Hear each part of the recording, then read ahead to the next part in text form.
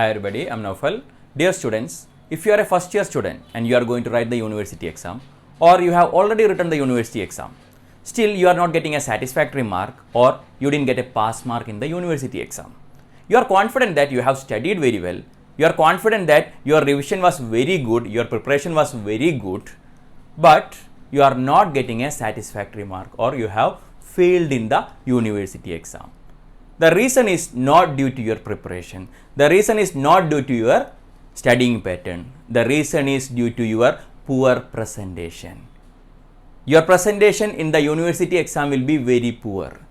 You don't know how to write in the university exam. You don't know how much you have to write in the exam. You don't know how to manage the time in the university exam. I have seen many students who are crying after the examination. I have missed 2 questions or I have missed 3 questions. You know the answer. The answer is there in your brain, but the answer is not there in the answer sheet. In the answer booklet, the answer will not be there because time is not there.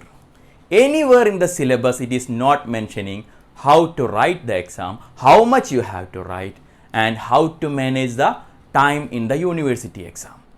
So here I have made a video regarding how to write the university exam, how much you have to write in the university exam according to the weightage of the mark, how much you have to write for a long essay, how much you have to write for a short answer, how much you have to write for a short note, and how to manage the time in the university exam and the mistakes that should be avoided in the university exam and some smart tricks to crack the university exam. This video is only for the members who have taken the membership of this channel. So the link is there in the description box as well as in the comment box. Just take the membership and watch the video and please comment below. So usually what will happen? The most of the students, they will write the exam according to their school level. According to the +2 or PUC level, they will write the university exam. That is wrong. If you are writing in that pattern, it will be a disaster.